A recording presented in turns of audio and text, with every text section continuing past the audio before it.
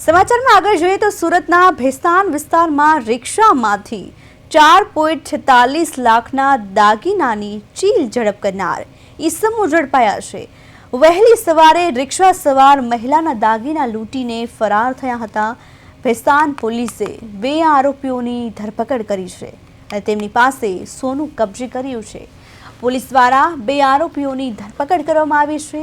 રિક્ષામાંથી 4.46 લાખના દાગીનાની લૂંટ કરી છે।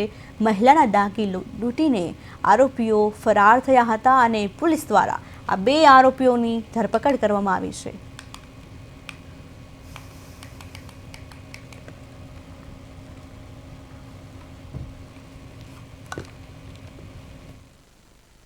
ગઈ તારીખ 13/1/2026 રોજ ભેસ્તાન પોલીસ સ્ટેશનમાં ફરિયાદી છે અલોક કુમાર ઓમપ્રકાશ રાય ભેસ્તાન એરિયામાં એની પત્ની સાથે જતા હતા રિક્ષામાં।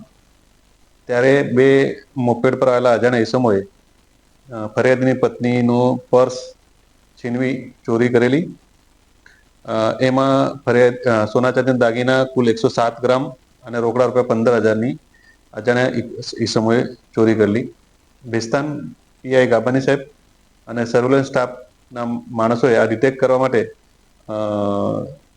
ટેકનિકલ સર્વેલન્સ તથા હ્યુમન સર્વેલન્સથી 2 રીઢા આરોપીઓ